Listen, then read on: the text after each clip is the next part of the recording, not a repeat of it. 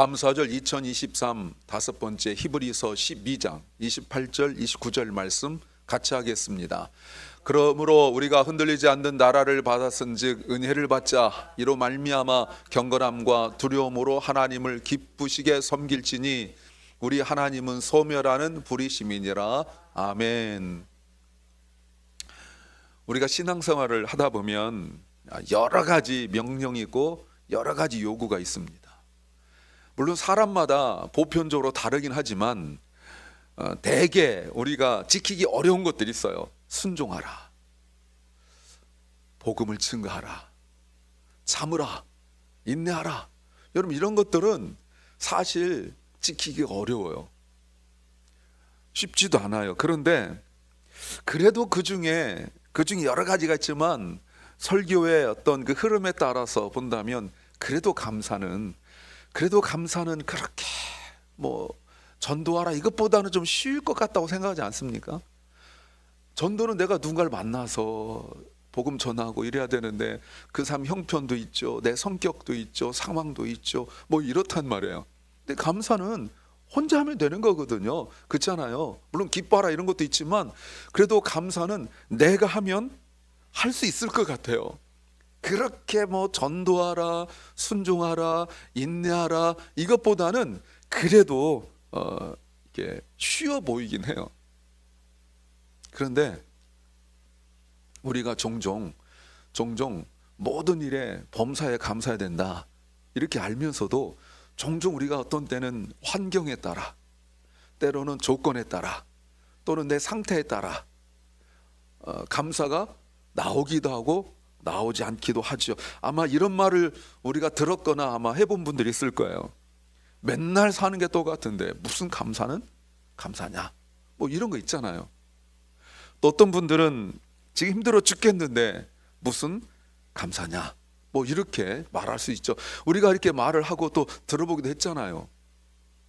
또 때로는 막 살다 보니까 목사의 설교를 통하여 여러분 감사하십시오. 그러면 그때서야 새삼스럽게 내가 그동안 정신없이 살았네 이렇게 할 수도 있거든요.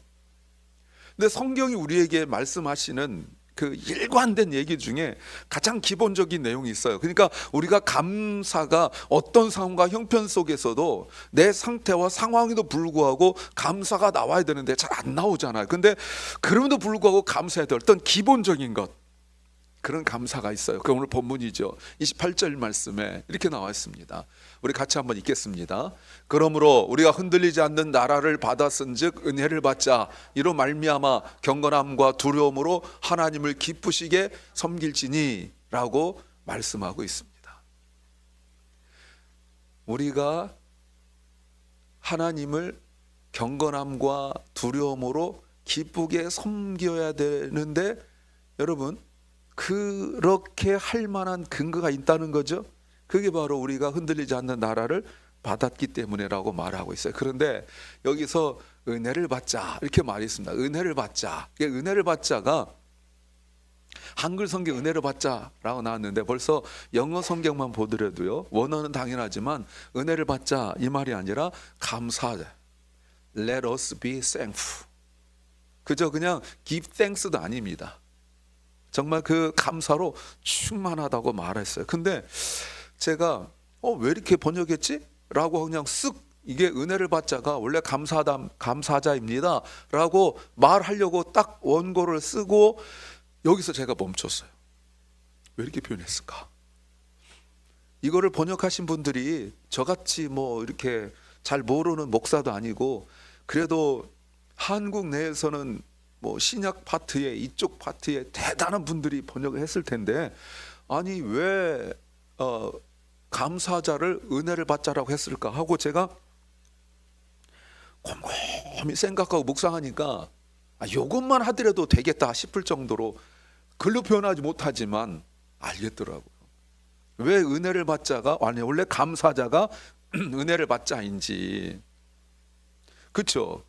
요게 별도의 단어인데 묶어놓고 나니까 말이 기가 막히게 통한단 말이에요.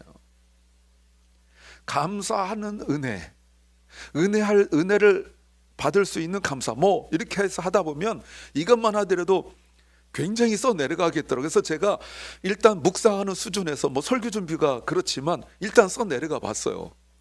한 2페이지 써 내려가는 거예요. 근데 처음에 설교 준비할 때 의도라는 게 있거든요. 그것과 굉장히 다르게 곁길로 쭉 가는데 제가 이러다가 정신이 번쩍 났어요. 이러다가 이 본문 가지고 설교 한 2번 더 하겠구나 생각이 들어서 여러분을 위하여, 저를 위해서라면 이 본문 가지고 3번 하겠는데 여러분을 위하여, 대단하죠? 그래서 여러분을 위하여 여기서 딱 멈추려 했어요. 그러나 은혜를 받자라고 감사자를 표현한 것은 굉장히 큰 의미가 있어요. 어떤 일로 성경은 감사라고 말합니까? 여러분 여기다 밑줄 그음이 너무 좋은데 우리가 흔들리지 않는 나라를 받았기 때문이다. Because we are receiving a kingdom that cannot be shaken. 흔들리지 않는 나라가 있대요. 여러분 나라가 있는데 흔들리지 않는 나라가 있대요. 이거는 앞에 본문을 보셔야 돼요. 앞에 흐름을 보셔야 돼요. 앞에 흐름을 쭉 보면 왜 흔들린다고 말하고 있는지 내용을 알 수가 있어요. 나중에 꼭 읽어보세요. 그러나 제가 간단히 말한다면 무슨 말이냐면 나중에도 말씀드릴게요. 지금 히브리서의 그 배경이 되는 내용이 어떤 내용이냐면 신앙생활 하다가 흔들리고 있는 거예요. 이미 구원을 떠난 사람들이 있고 이미 믿음의 길에서 예배에서 멀어진 사람들이 있어요. 상황은 다 달라요. 그러나 하여튼 좋아서 떠난 사람은 없어요. 힘들어서 떠난 사람들이 있어요. 그런데 그들에게 감사가 있겠습니까? 떠나지 않고 남아있는 사람들 중에서도 무슨 감사가 있겠어요? 그 중에 대다수는 억지로 아니면 적당히 발을 걸치고 이렇게 있지, 내가 오늘 예배하는 것에 대한 감사와 감격을 가지고 있는 사람이 도대체 얼마나 되겠냐는 말이에요. 그런 배경 속에서 우리가 감사할 이유가 무엇이냐면 내가 기도한 대로 착착 받아서가 아니라는 겁니다. 내가 생각한 대로 모든 일들이 이루어지기 때문이 아니라 우리가 감사할 수 있는, 계속 감사할 수 있는, 우리가 흔들림 없이, 우리가 중단 없이 계속 감사할 수 있는 이유를 이야기하는데 우리가 흔들리지 않는 나라를 받았기 때문이라고 말씀하고 있어요. 여기서 받았다란 말은 receiving이라고 말하고 있지만 또 govern, 통치한다고 말할 수 있어요. 이 말이 무슨 말이냐면 뭐 여러 가지로 해석할 수 있지만 이렇게 해석할 수 있어요. 우리가 통치할 수 있는 나라를 받았기 때문이라고 말하는 겁니다. 대통령이 되었다는 뜻입니까? 여러분 대통령은요 4년 아니면 5년 아니면 8년 뭐 이렇게 하는 거예요. 이걸 넘어가면 독재예요. 미국도 4년 그리고 한 번 더 해서 8년 이러면 아무리 뛰어나도 안 하잖아요. 물론 한 번 하고 떨어져서 또 한 번 하겠다 이렇게 해서 지금 막 계속 하고 있는 분도 계시지만 물론 그거야 뭐 어쩔 수 없지만 여하튼 그거를 계속해 넘어가면 그건 독재예요. 저는 아직 영화를 못 봤지만 한국에서 서울의 봄이라는 영화가 개봉이 됐대요.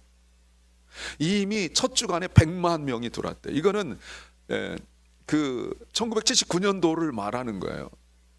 그때 군인들에 의하여 쿠데타가 일어나고 탱크가 막 서울 시내 두르고 뭐 총으로 쏘고 죽이고 이러면서 대통령 되고 정권을 잡으려고 했던 그 사람들이 이야기를 써놓은 영화래요.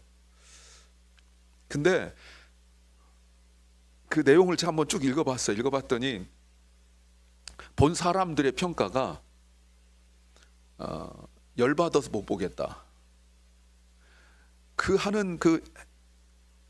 했던 사람들이 저렇게 정권을 잡아가지고 나라를 엉망으로 만들고 여전히 그 사람들이 아직도 자기 자신에 대하여 잘못했다고 뉘우치지 않고 여전히 기득권과 세력과 권력을 가지고 있는 사람들의 모습이 현대 한국의 모습이라는 거죠. 여러분 그건 독재예요. 대통령은 4년 8년 법으로 정한 이걸 넘어가면 그건 독재라고 말하는 거예요. 그런데 하나님께서 우리에게 주시는 흔들리지 않는 나라를 너희가 통치할 수 있게 되었다. 이게 통치는 4년 8년이 아닙니다. 영원히. 무슨 자격이 있습니까? 제가 농담으로 예전에 한번 그 말씀 드리는 적이 있었죠. 미국 대통령 선거 여러분 해보시면 안 해봤죠? 해보시면 거기에 이름을 쓸 수 있습니다. 그 제가 거의 반 장난 넘지만 내 이름을 쓸까 한번 생각을 해봤어요. 김병학 쓰면 한 표 나오겠죠. 한 표. 여러분, 그런 걸 말하는 게 아니에요. 내가 자격이 없는데 하나님께서 우리로 하여금 흔들리지 않는 나라를 통치할 수 있도록 해 주셨다는 거예요. 이 말의 의미는 우리가 하나님의 영원한 통치에 들어간다라는 의미를 가지고 있습니다. 놀라운 일이죠. 하나님의 통치를 받으면 무엇이 좋습니까? 그것도 4년 8년이 아니라 영원토록 하나님의 통치를 받으면 무엇이 좋습니까? 네, 여러분이 문맥을 쭉 보면 우리가 하나님의 통치를 받게 되어졌을 때 얻게 되는 유익이 무엇이냐면 평안이에요. 물론 앞에서는 참 안식을 얻는다 이렇게 말하고 있어요. 안식이 참 안식이 있어요. 세상이 빼앗을 수 없는 참 평안을 누린다고 말씀하고 있어요. 어느 것으로 말미암아 빼앗길 수 없는 참 평안을 누린다고 말씀하고 있어요. 그러니 이 말이 무슨 말입니까? 그러므로 우리가 흔들리지 않는 나라, 즉 하나님의 통치로 들어가게 되어서 참 평안과 참 안식을 누리게 되었으니 감사하자. 감사 이유가 있는 거예요. 무조건 감사하자는 게 아니에요. 힘들어 죽겠는데 아유 뭘 그런 걸로 해 감사해. 성경은 이렇게 막 무턱대고 우기고 주장하지 않아요. 근데 여러분 보세요. 이 말의 의미가 또 뭡니까? 우리가 하나님의 통치를 받으면 우리가 참 안식과 참 평안을 누리고 감사하게 된단 말이 무슨 말입니까? 우리가 진정으로 하나님의 통치에 복종하고 순종하게 되어지는 거예요. 그게 우리의 기쁨이 된다는 겁니다. 누군가 묻겠죠. 왜 이렇게 기뻐해? 뭐가 좋은 일 있어? 라고 말하면 여러분 좋은 일을 설명하려고 하니까 저 사람 물어보는 의도에 내가 맞춰야 되잖아요. 아 이번에 우리 집에 이런 일이 생겼어 뭐 이런 것들. 여러분 오늘도 아침에 딱 와서 어느 분 휴대폰 틀어서 자기 손주기 보여줬잖아요. 막 네. 좋잖아요. 이유가 있잖아요. 그러면 다 마저 끄떡끄떡 거려준단 말이에요. 다 그런 거예요. 그런데 그런 거 말고 내가 웃고 다니니까 왜 웃어? 왜 이렇게 좋아? 라고 말할 때 그 이유를 이 사람도 좋아하고 나도 좋고 공통적으로 누구나 다 인정할 만한 좋은 것을 얘기해야 되는데 그 얘기할 것이 없는 거예요. 왜요? 우리가 흔들리지 않는 나라를 받은 것을 어떻게 설명하냐는 말이에요. 그것 때문에 좋아요? 하나님의 통치로 말미암아 내가 그것에 기뻐하고 감사하고 참 평안과 참 위로를 얻고 참 안식을 얻고 그것 때문에 내가 하나님께 순종하고 복종하게 된 것을 내가 기뻐해 라고 말할 때 여러분 그것이 말이 되겠냐 이 말입니다. 아까 말씀드렸지만 지금 같은 교회 다니고 있는 사람들 중에서도 믿음이 흔들리고 예배 흔들리고 예배를 떠나고 믿음에 떠나고 아주 구원의 길에서 떠나버린 사람들이 있다는 거예요. 그런데 내가 지금 감사할 수 있는 단 하나 이유를 뭐라고 말하냐면 자 보세요 앞을 이렇게 말하고 있죠. 하나님의 나라 때문이다. 그러니까 우리의 믿음의 근거가 하나님의 나라 때문이라는 거예요. 하나님께서 하나님의 나라를 자신의 사랑하는 아들을 통하여 자신의 백성들에게 주시고 그 아들을 구주로 영접한 사람들을 하나님께서 통치하시는 거예요. 어떻게? 영원히. 그런데 그 통치를 받는 사람들이 너무 기뻐하는 거예요. 너무 감사하는 거예요. 그러니 이해할래야 이해할 수가 없죠. 여러분 이 깨달음이 있습니까? 이 고백이 있습니까? 아멘입니까? 아멘. 예, 아멘이라고 하셔도 돼요. 그런데 거기에 끝나지 않아요. 대부분 여기에서 끝납니다. 대부분 그래 내가 구원받아서 감사해 여기서 되게 끝나. 이것도 감사한 일이지만 대단한 일이지만 그런데 더 나가야 된다고 말씀하고 있습니다. 자 여러분 무슨 말씀하고 있습니까? 네 이거죠.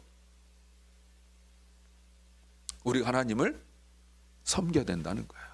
제가 must를 소문자로 썼는데 캐피털 레터로 써야 돼요.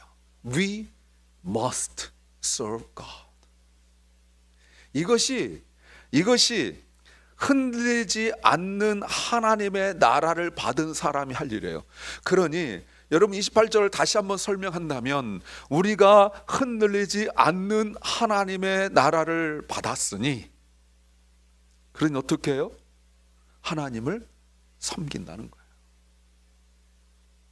하나님께서 우리를 구원하신 것 때문에 우리가 감사하고 참 평안과 참 안식을 얻어서 하나님의 통치로 말미암아 그것이 사람들은 불편할 텐데 우리에게는 오히려 이것이 우리에게 감사의 내용이 되어지고 감사의 조건이 되어지고 늘 기쁘고 그래서 순종하고 복종할 수 있는데 거기서 끝나는 것이 아니라 그 다음 단계를 간다는 겁니다. 그것이 무엇이냐면 하나님을 섬긴다고 말할 수 있는 거죠. 그러면 이렇게 공식이 되겠네요. 하나님께 감사하는 사람은 하나님을 섬기는 사람이다. 거꾸로 말하면 하나님을 섬기지 않는 사람은 하나님께 감사하지 않는 사람이라고 말할 수 있습니까? 그렇죠. 그러니까 무슨 일을 되더라도 히브리서 배경에서 믿음에서 떠나고 예배에서 떠나고 양다리 걸치고 어정쩡하게 하는 사람들 결코 하나님 섬기지 못하겠죠. 참 평화와 위로를 얻지 못하겠죠. 참 안식이 없겠죠. 왜요? 감사가 없죠. 왜 이런 말 합니까? 하나님을 섬길 때 기준이 있기 때문에 그런 거예요. 28절에서 네가 힘껏 섬겨라 이렇게 말씀하지 않습니다. 하나님이 기뻐하시도록 섬겨야 된다는 거예요. 하나님이 우리의 섬김을 기쁘시게 받을 수 있도록 섬겨야 된다는 거예요. 그러니 내가 할 수 있는 한, 내가 할 수 있는 만큼 섬기는 것이 아니에요. 내가 할 수 있는 일들로 섬기는 것이 아니라 하나님이 기쁘시도록 섬겨야 된다는 뜻이에요. 그때 섬기는 그 내용이 경건함과 두려움이라고 말할 수 있죠. 여러분 이것은 우리가 경건함과 두려움으로 하나님이 기쁘시게 받아들일 수 있도록 하나님을 섬기는 그 시작점이 바로 감사잖아요. 그렇죠?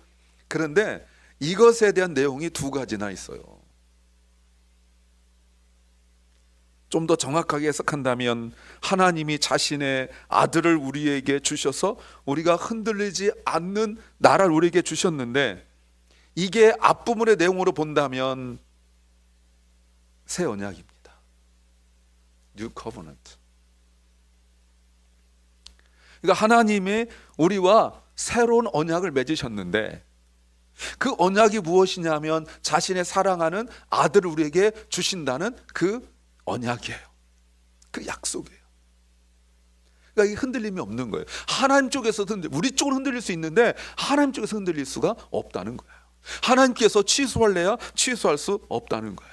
이 말의 의미가 뭡니까? 앞에 내용으로 흐름으로 본다면 세상 무너져도 깨질 수 없는 것이 바로 새 언약이라는 겁니다. 그러니 신앙생활에 자꾸 내 감정, 내 상황 의지하지 말라는 거예요. 내 마음 의지하지 말라는 거예요. 여러분 내 상황과 내 형편과 내 감정과 내 마음 의지하게 되어지면 이 신앙이라는 것이 믿음이라는 것이 널뛰기처럼 롤러코스터처럼 올라갔다 내려갔다 뱅뱅 돌다 이러는 거예요. 어떤 때는 되게 좋아. 어떤 때 혼자 은혜 다 받은 것처럼 막 이래. 또 어떤 때는 그냥 시무룩하고 어떤 때는 그냥 졸리고 막 이래요. 왜 그래요? 새 언약으로 말미암은 신앙이 아니기 때문에 그런 거예요. 제가 가끔 컴퓨터 고친 얘기 말씀을 드리잖아요. 요즘은 이제 그럴 필요도 없지만 예전에 컴퓨터 고장 나면 전문가가 못 고치거든요. 근데 내가 가끔 고쳐요. 어떻게? 손바닥으로 딱 때려요. 그러면 고쳐진단 말이에요. 됩니까? 예전에 한번 제가 말씀드렸죠. 제 아들이 어렸을 때 컴퓨터가 갑자기 고장 났어요. 그때 제가 한참 막 이렇게 논문 쓰고 막 이럴 때였습니다. 갑자기 컴퓨터가 셧다운 돼버렸어요. 컴퓨터 샵을 하고 전문가인 분이 우리 교회 집사님이었죠. 제 전화했어요. 집사님 컴퓨터가 섰어요. 그랬더니 이렇게 해보세요. 그런데 잘 안 되더라고요. 근데 뭐 가져오라 하는데 내가 바빠서 못 가져갈 것 같고 한인타운까지 나가야 되는데 그래서 손바닥으로 때리고 뭐 이렇게 뭐 했습니다. 그랬더니 되더라고요. 근데 여러분 그게 제대로 되겠습니까? 근데 하다가 또 섰어요. 그랬더니 제가 또 전화하고 그러니까 옆에 듣고 있던 제 아들이 그랬어요. 아빠 안 쓰기도 하세요 이러는 거예요. 여러분 이건 비생물체인데 안수기도, 근데 그 애한테 얘야 신학이 어떻고 이렇게 말할 수가 없잖아요. 아직 어린애한테. 아들의 믿음을 위해 제가 안수기도 했습니다. 네, 될 뿐만 아니라 뒤에서 불이 났어요. 이해가 안 되죠? 안수했는데 컴퓨터 불이 났다니까요. 놀래가지고 그걸 끄고 그걸 들고 갔죠. 그랬더니 팬에 먼지가 껴가지고 그게 내가 때리고 이러면서 접촉 뭐 이렇게 있어 불이 나버렸어요. 그래서 여러분 제 논문 쓴 거, 리포트 쓴 거 어떻게 누가 칼로 도려내듯이 거기만 싹 탔어요. 이 말에 여러분 마음에 별로, 컴퓨터 불났다는 거 위에는 논문 탔다는 얘기는 별로 감동이 없나? 아니 이게 더 힘들어 죽겠는데. 여러분 어쩌다가 내가 그렇게 할 수 있죠. 뭐든 안 그러겠어요. 여러분 뭐든 안 그러겠어요. 근데 이거는 됐다가 안 됐다 하는데 안 될 확률이 더 많아요. 100번 중에 한 번 되고 99번 안 돼요. 근데 새 언약은 그렇지 않다는 거예요. 나에 의하여, 감정에 의하여 흔들리지 않는다고 말할 수 있는 거죠. 그래서 우리가 하나님을 섬길 수 있는 거예요. 그래서 우리가 하나님께 감사할 수 있는 거죠. 새 언약을 받은 사람만 하나님을 섬길 수 있어요. 그걸 뭐라고 말합니까? 그렇게 섬기는 걸 뭐라고 말합니까? 이걸 바로 예배라고 말하는 겁니다. 그래서 예배가 서비스예요. 식당 가서 서비스가 아니라 섬긴다는 의미를 가지고 있는 서비스예요. 저는 의도적으로 워십이라는 단어를 쓰고 있지만 섬긴다는 의미가 내포되어 있는 예배가 바로 서비스예요. 하나님 섬기는 거예요. 이 말의 의미가 뭐죠? 제사장들이 하나님을 섬길 때 그 마음, 경건함과 두려움, 더 엄밀히 말하면 경건한 두려움으로 하나님을 섬기는 것, 이것이 곧 예배예요. 그러니까 이 자리에 있는 우리가 제사장 같은 마음을 가지고 나와서 하나님을 섬긴다고 말할 수 있죠. 이것이 무엇이죠? 그 앞에 본문에 보면 하나님이 보여주신 것들을 우리가 온전히 인정하는 겁니다. 하나님의 권위와 하나님의 심판과 하나님의 통치와 하나님의 역사하심을 의심 없이 인정하는 것이 곧 예배가 되어지는 거예요. 그때 우리가 흔들리지 않는다는 겁니다. 다 그럴까요? 다 그럴까요? 아니죠. 6절 보세요. 6절에 보면 물론 앞에도 그런 내용이 나오지만 6절에 특별히 이런 말 나와요. 음란한 사람, 성적인 범죄죠. 이건 당연해요. 그런데 그 다음이 충격적이에요. 한 그릇 음식 때문에 맏아들의 특권을 팔아버린 에서와 같은 불신앙의 사람들이 생기지 않도록 조심하십시오. 교회 내에 성적인 범죄, 물론 다른 죄들 되게 많아요. 근데 그것들은 다 우리가 수긍이 돼요. 그런데 그 다음에 에서가 나와요. 에서는 이삭의 큰아들이었습니다. 이스라엘에서 큰아들은 특별한 특권이 있어요. 특별한 축복을 하나님께 받는다고 말하고 있어요. 내가 큰아들 되겠다고 스스로 선택한 것도 아니지만 큰아들로서의 받게 되는 큰 축복이 있어요. 그런데 에서가 야곱에게 그 맏아들로서, 큰아들로서의 특권을 배가 고파서 팥죽 한 그릇에 팔아버린 걸 뭐라고 말하냐면 그것을 불신앙이다 라고 말하고 있습니다. 여러분 잘 들어보세요. 에서가 하나님 없어요 이렇게 말했습니까? 에서가 나 하나님 인정하지 않아요 라고 말했습니까? 에서가 나 하나님 예배 안 드릴래요, 나 화가 나서 예배 안 드릴래요 라고 말했습니까? 아니요, 그렇게 하지 않았어요. 다만 하나님 주신 그 특권, 맏아들로서의 특권을 배가 고파서, 단 하나 이유, 배가 고파서 그것을 팔아버렸다고 말하고 있어요. 이 말이 무슨 말인지 여러분 아십니까? 단 한 가지, 오로지 배가 고파서, 즉 자신이 힘이 들어서 내가 어려운 것만 생각하지 하나님의 약속, 하나님의 말씀, 하나님께 드린 예배, 이런 것들이 두 번째, 세 번째로 자꾸 미뤄졌다는 거예요. 그러니까 별일만 생기면, 무슨 일만 생기면, 어려운 일이든 무슨 일이든 무슨 일만 생기면 예배는, 하나님은 자꾸 두 번째, 세 번째로 자꾸 밀어나는 거예요.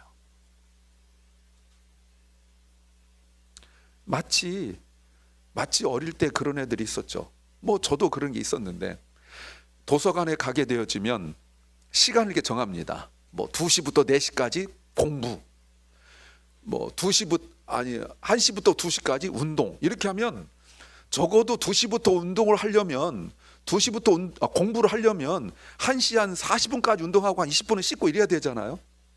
2시 딱 맞춰서까지 죽어라 하고 놀고 2시부터 4시까지 공부하려면 도서관에서 자는 거죠. 엎드려 자는 거. 4시 그건 또 칼같이 일어나 또 운동을 나가요. 성적 나올 리 없죠. 신앙생활이 지금 비슷하게 가는 거예요.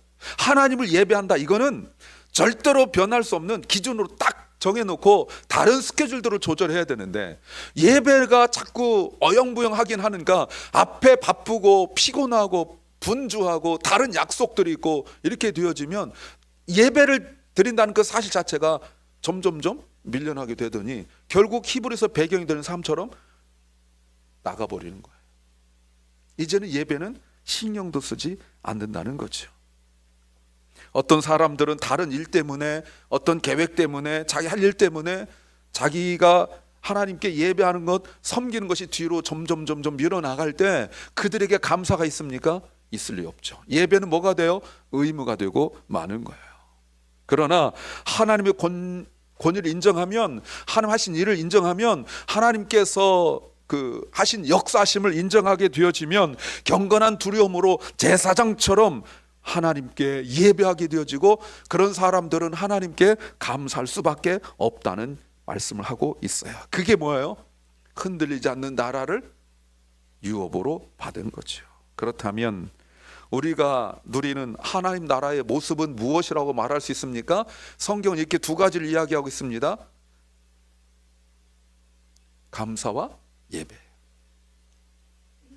흔들리지 않는 하나님의 나라를 받은 사람이 내가 표현할 수 있는 두 가지, 오늘 본문을 그리고 앞에부터 쭉 나와 있는 12장 27절까지 내용을 28절에서 정리한다면 단 두 가지를 말하고 있어요. 감사와 예배. 그러면 당연히 기쁨이 있겠죠? 당연히 찬양이 있을 수밖에 없는 거죠. 예배가 그렇잖아요. 감사가 늘 그렇잖아요. 기쁨이 있고 찬양이 있을 수밖에 없는 거죠. 그러면 나의 어떤 상황에도 불구하고, 때로는 그것이 질병을 아플 때가 있고, 힘들 때가 있고, 지칠 때가 있고, 슬플 때가 있지만, 힘들 때가 있고, 마음이 번민으로 가득 찰 때도 있지만, 감사하면서 예배할 수 있는 이유가 나에게 있지 않고 나를 구원하신, 영원하신, 흔들리지 않는 그 은혜를 주신 하나님께, 역시 우리도 설교 제목처럼 흔들리지 않는 감사를 드릴 수 있다고 말할 수 있습니다. 이때 세상이 줄 수 없는 참 평안을 누리게 되는 거예요. 그게 뭐예요? 그게 하나님 나라예요. 그 하나님 나라를 우리가 지금 못 가니까 우리가 누리고 경험해야 되잖아요. 맛배기로. 그게 뭡니까? 그게 예배예요. 그러니까 예배 가운데 이런 기쁨과 충만함을 누리지 못한다면, 이렇게까지 말하면 정말 죄송하지만 천국 경험은 어려울 거예요. 굉장히 낯설 거 아니에요. 뭐 언제 감격을 누려봤어야지, 뭐 언제 그런 사모함이 있어 봤어야지. 네. 상상이 되십니까? 왜 우리가 하나님께 감사하며 예배해야 됩니까? 정말 중요한 겁니다. 29절 보세요. 29절에 이렇게 말씀하고 있습니다. 우리 하나님은 소멸하는 불이시다. 뒤에다가 가로 열고 섬짓 가로 닫고. 뭐 이렇게. 왜요? 나 신앙생활 잘하면 되는 줄 알았거든. 나 그냥 예배 드리고 감사하고 그리고 찬양하고 예배하고 그러면 되는 줄 알았거든요. 그런데 안 그렇대요. 내가 그렇게 한 모든 것에 대하여 하나님이 점검하고 확인할 때가 온대요. 근데 그걸 어떻게 하냐면 스케일 저울로 올려놓는 것이 아니라 불로 태워서. 믿음은 항상 불로 테스트하게 되어 있습니다. 이것이 실제적인 하나님 앞에서의 심판으로 불로 될 수 있지만, 내가 정말 예배 감사하고 구원받은 거 감사하고 흔들리지 않는 나라를 받았으니 흔들리지 않는 감사를 하는지가 때로는 시련으로, 때로는 환난으로, 때로는 어려움으로 우리를 한 번씩 테스트하시는 거예요. 조금만 어려우면 푹 쓰러지죠. 조금만 피곤하면 정신이 없죠. 그래가지고는 흔들리지 않는 나라를 받았다고 말할 수 없어요. 이번 한 번의 예배가 지난주에 드렸던 예배와 같을 수 있습니까? 이번 한 번의 예배가 내가 쇼핑하고 여행하는 것과 같을 수 있습니까? 이 한 번의 예배가 내가 편안히 집에서 쉬고 내가 원하면 또 원하지 않으면이 예배 참석하고 안 하고의 기준과 같을 수 있겠습니까? 어려운 거예요. 아까 제 히브리서 배경을 말씀드렸습니다. 그 히브리서를 받을 그 교회 공동체 사람들을 보면서 히브리서를 기록했단 말이에요. 유대인들의 핍박, 그리고 여러 가지 상황들 속에서 오는 그 어려움, 신앙 그리스도인이기 때문에 갖게 되는 어려움, 사업의 어려움, 정말 자녀들이 취업도 할 수 없는 그 어려움, 또 자녀들이 결혼도 제대로 할 수 없는 이 어려움, 이런 복합적인 어려움. 왜요? 그리스도인이라는 것 때문에. 그래서 사업도 좀 열심히 하고 싶고 또 자녀들을 위하여 뭐 여러 가지 이유로 믿음에서 떠나고 있는 사람들 때문에 쓴 글이거든요. 그렇다면 지금 히브리서를 받는 믿음 공동체, 교회 공동체는 믿음이 연약해져 있어요. 군의 확신이 약해지고 예배가 형식적이 되어지고 심드렁하고 그런 상황이죠. 믿음에서 멀어진 사람도 있는데 그 사람들 때문에 교회가 점점 힘을 잃어가고 있었던 거예요. 그러면서 누군가 왜 그러냐라고 물어보면 계속 이유를 대죠. 어제 저녁까지 바빴어요. 내가 좀 하던 사업이 있어요. 내가 그리스도인이라는 것 때문에 우리 애가 취업을 못해요. 내가 그리스도인이라는 것 때문에 그 좋은 결혼 상대자 나타나는데 결혼 못해요. 나만 포기하면 되는데, 나 하나님 믿어요. 나만 포기하면 되는데 라고 말할 때 다른 사람들이 그래도 하나님 의지해야 되지 않느냐라고 말해줘야 되는데 옆에서 끄떡끄떡 대고 있는 것이 교회 분위기였다는 거예요.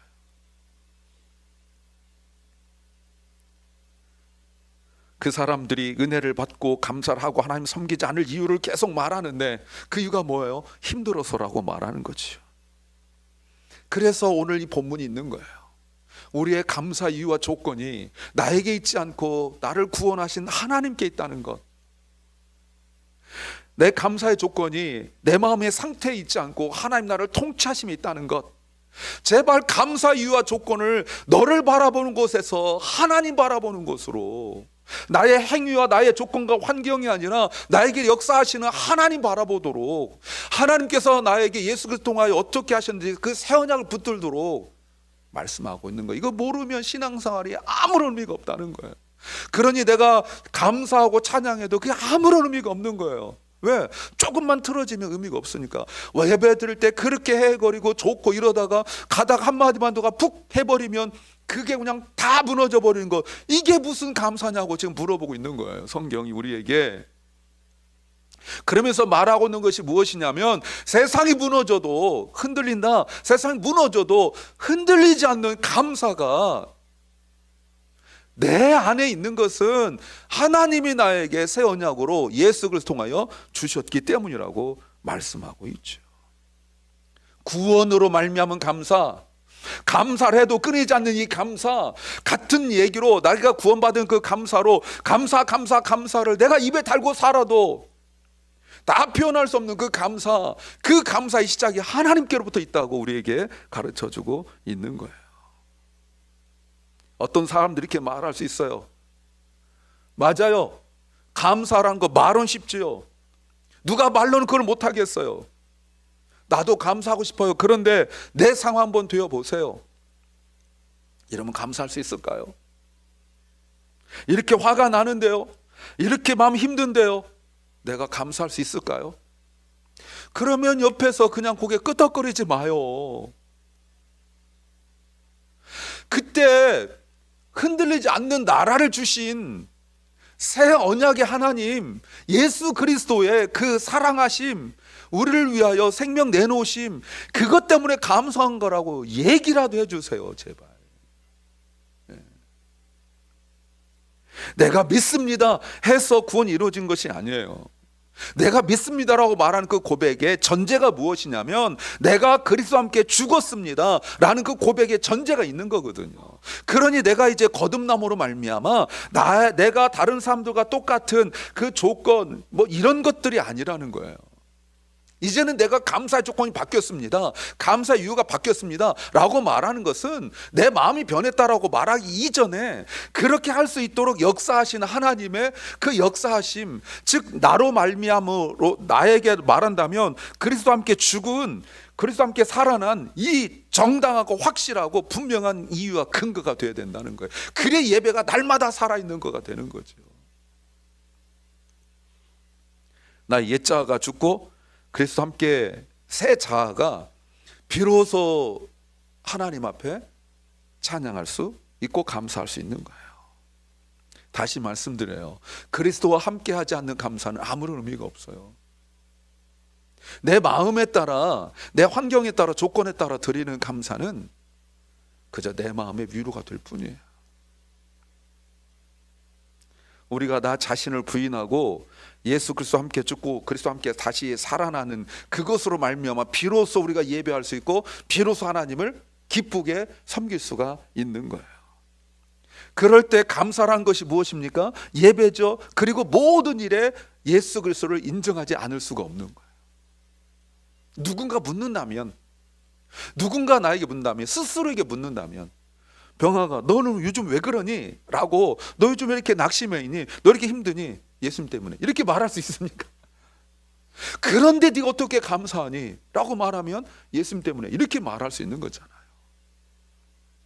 내 환경은 내가 때로는 내 배우자 때문에, 때로는 내 자녀 때문에, 때로는 내 부모 때문에, 때로는 내 어떤 그 일터, 관계 뭐 이런 것 때문에 내가 힘들 수 있죠. 힘쓸 수 있어요. 그럼에도 불구하고 내가 나 자신한테 말할 수 있는 것이 무엇이냐면, 그럼에도 불구하고 나를 향하신 흔들리지 않는 나라를 주신 하나님 때문에 내가 감사할 수 있다고 말할 수 있는 거죠.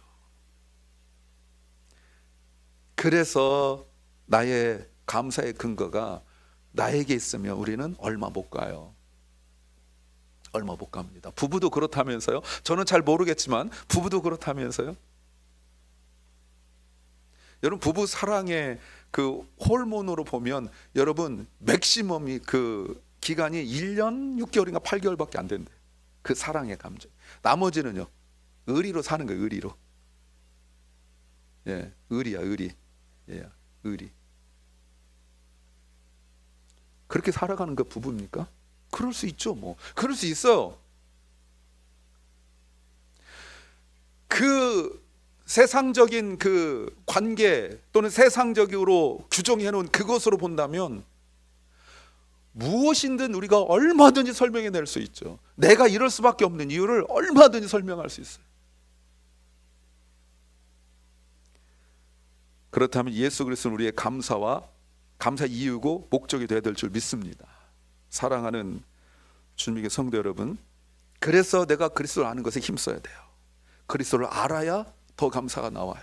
그리스도를 알아야 그 감사가 흔들리지 않아요. 그리스도를 알아야 우리에게 주신 하나님의 나라를 섬길 수 있어요. 그리스도를 알면 알수록 우리가 진정한 예배를 드리게 되는 줄 믿습니다. 그냥 주일이 되고 예배 시간이 되어서 예배 드린 예배가 아니라 하나님 나라에서 드린 예배를 사모하면서 그것을 연습하는 예배가 되어야 될 줄 믿습니다. 여러분, 온 세상이 무너질 때가 꼭 와요. 예수님이 다시 오셔서 심판하실 때 온 세상 무너지지만 아까 말씀드린 것처럼 개인적으로 질병이든지 가정이든지 사업이든지 크고 작은, 그러나 사람마다 다 다른 그런 어떤 형태든지 한 번 정도는 소멸하시는 불이신 하나님께서 우리를 테스트할 때가 와요. 그때 그것을 넘어서는 흔들리지 않는 하나님 나라를 받은 구원으로 말미암아 우리가 있어야 될 것은 그 불 가운데 헤매는 것이 아니라 바로 예배의 자리인 줄로 믿습니다. 그때 우리가 더 예배하고 더 감사하고 더 찬양하는 은혜가 있기를 소망합니다. 그러므로 예배의 자리는 내가 구원을 확인한 자리가 되어야 되고, 예배의 자리는 내가 기뻐하며 감사하며 찬양하는 그 자리가 되어야 될 줄 믿습니다. 힘들고 어려울 때 세상 원망하고 누구 저주하고 불평하지 말고 예배의 자리를 기억하십시오. 그랬을 때 우리 속에 있는 불순물들이, 믿음의 때가 낀 불순물들이 다 태워지고 깨끗하고 거룩한 예배자가 될 줄로 믿습니다.